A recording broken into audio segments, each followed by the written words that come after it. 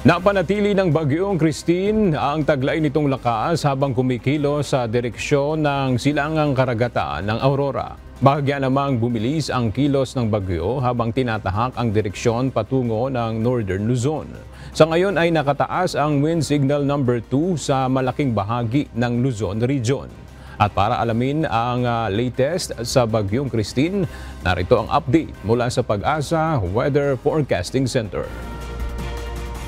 Magandang araw, narito ang latest update natin sa tropical storm na si Christine na may international name na Trami. Nagpalabas po ng Tropical Cyclone Bulletin number 12 ang Pag-asa ngayong alas 11 ng umaga. So dito sa latest satellite image animation makikita natin offshore o nasa dagat pa rin yung tinatayang sentro ng tropical storm na si Christine. Subalit yung makapal na ulap nito simula pa nga kahapon ay nakakaapekto na sa nakararaming bahagi ng Luzon, ilang bahagi ng Visayas at ng Mindanao. Kanina alas 10 ng umaga ang sentro ng tropical storm na si Christine ay tinatayang nasa layong 255 kilometers ang layo, silangan ng Baler, Aurora. Taglay ng bagyo ito ang lakas ng hangin na umabot hanggang 85 kilometers per hour malapit sa gitna nito. Yung pagbugso naman aabot hanggang 105 kilometers per hour. Sa ngayon kumikilos ito sa direksyong north-northwest sa bilis naman na 30 kilometers per hour. Dahil sa kasalukuyang sitwasyon, lokasyon at lakas ng bagyong si Christine, nakataas po ang tropical cyclone wind signal number 2 dito sa mga lugar na naka-highlight ng yellow sa ating mapa. Ang mga lugar ng Ilocos Norte, Ilocos Sur, La Union, Pangasinan, Apayao, Abra, Kalinga, Mountain Province, Ifugao, Benguet, ang Cagayan kasama ang Babuyan Island, Isabela, Quirino, Nueva Vizcaya at Aurora. Ganon din dito sa may bandang Nueva Ecija, Bulacan, Tarlac, Pampanga, Zambales, Bataan at dito sa Metro Manila nakataas na rin po ang warning signal number 2. Gayon din sa may bandang Cavite, Laguna, Rizal, sa Quezon, kasamang Pulilo Island, Camarines Norte at Camarines Sur, Catanduanes, Albay at dito sa northeastern portion ng Sorsogon. So yung mga lugar na may warning signal number 2, patuloy pa rin makakaranas ng masungit na panahon. Pag sinabi natin masungit na panahon, mga pag-ulan na pwede pa rin magdulot ng mga pagbaha, lalong-lalo sa mga low-lying areas o mababang lugar. Pagbaha sa mga komunidad na malapit sa mga ilog na posibleng tumaas ang mga level ng tubig, umapaw dahil sa patuloy na pag-ulan.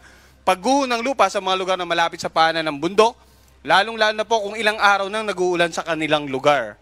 Samantala, wind signal number 1 naman nakataas sa mga lugar na naka-highlight ng light blue sa may bandang Batanes, dito rin sa may bandang Batangas, Occidental Mindoro kasama ang Lubang Island, Oriental Mindoro, Marinduque, Sarumblon, Calamian Island, natitirang bahagi ng Sorsogon, sa Masbate kasamang Ticao at Burias Island. Warning signal number 1 din dito sa may bandang Visayas area, Aklan, Capiz, Antique kasamang Caluya Island, Iloilo, Guimaras, dito sa northern portion ng Negros Occidental at northern portion ng Negros Oriental, northern and central portion ng Cebu kasama ang Bantayan Island at Camotes Island, sa may bandang Bohol, Eastern Samar, Northern Samar, Leyte, Biliran at Southern Leyte. Warning signal number 1 din, bandang Mindanao area, particular na sa Dinagat Islands, Surigao del Norte kasamang Siargao at Bukas Grande Group. Yung mga lugar na may warning signal number 1 naman, patuloy pa rin makakaranas ng mga pag-ulan at pagbugso ng hangin. At gaya na nabanggit natin kanina, doon sa lugar na may warning signal number 2, nandiyan pa rin yung mga banta ng pagbaha at pagguho ng lupa, habang yung mga hangin naman pwedeng makasira ng iba't ibang struktura, mga bahay na gawa sa magagaan na materyales, yung mga ilang uri ng pananim ay pwedeng matumba, mga poste ng kuryente pwede rin pong matumba. No? So sa mga kababayan natin na nandito sa mga lugar na may warning signals number 2 and 1, ilang araw na tayo nagbibigay ng babala, sana po sa mga oras na ito ay nakapag-imbak na sila ng mga supplies for the next 2 days at patuloy ngayong ugnayan nila sa kanilang local government at local DRO officials para sa mga patuloy na disaster preparedness and mitigation measures. And as much as possible, ngayong araw, bukas hanggang Biyernes, manatili lang po sa loob ng inyong bahay kung walang importanteng gagawin, kung may iwasan nating lumabas para may iwasan yung mga peligro ng paparating na bagyong si Christine. Ngayon, ano nga ba inasa natin pagkilos nitong naturang bagyo? Kailan ba magla-landfall? So, ito yung current location ng bagyong si Christine, offshore pa rin, or yung sentro, nasa karagatan pa rin. Pero pinakita nga natin kanina, yung makapal na ulap nito, sakop ng buong Luzon, nakararaming bahagi ng Visayas at ilang bahagi ng Mindanao.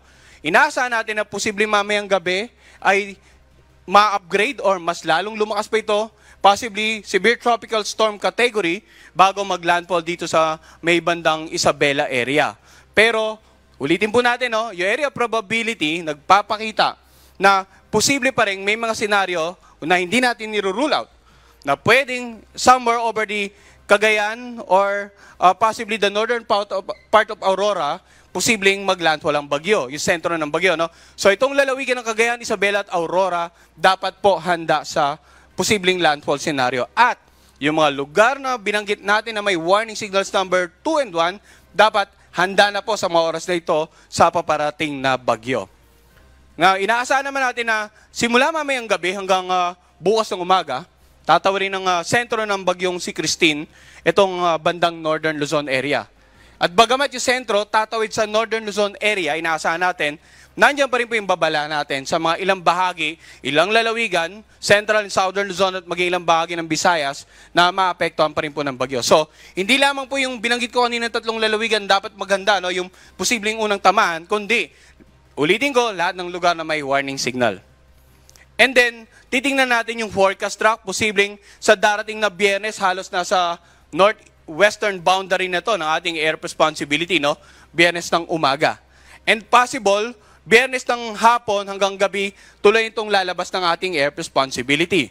Pero dahil napakalawak ng bagyo, kahit po lumabas ito ng PAR sa darating na Biyernes, posible pa rin tayong may warning signal dito sa western section ng Northern at Central Luzon. Kaya tantabayanan po natin mga kababayan yung 3-hourly update na po natin sa bagyong si Christine dahil nga inaasahan natin na posibleng maglandfall at tumoy ang bagyong ito.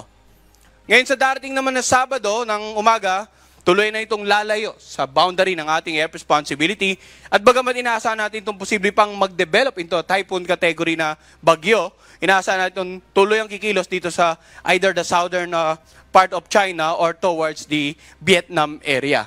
So ang ating pong forecast track nananatili, noong mga nagdaang araw, halos same scenario, pero inuulit ko po every 3 hours magbibigay tayo ng update. Kung magkakaroon ng pagbabago sa pagkilos, intensity, posibleng magkaroon din ng pagbabago sa warning signal at sa mga inaasahan nating paulan at lakas ng hangin sa mga babanggitin kong lugar sa mga susunod na slide ng presentation na ito. In terms of paulan, ano nga ba inaasahan natin? Ngayong araw, may mga pag-ulan tayong inaasahan na posibleng umabot ng more than 200 millimeters sa Cagayan, Isabela, Apayao, Aurora, Quezon, Catanduanes, Camarines Norte at Camarines Sur. Samantala, heavy to intense rains naman ngayong araw, natitirang bahagi ng Cagayan Valley, natitirang bahagi ng Cordillera Administrative Region, sa buong Ilocos Region, sa Rizal, Albay at Sorsogon. Moderate to heavy rains naman ngayong araw, natitirang bahagi ng Central Luzon, natitirang bahagi ng Calabar Zone, sa Metro Manila, sa Occidental at Oriental Mindoro, Marinduque, Romblon, Calamian Island, Masbate at Northern Samar.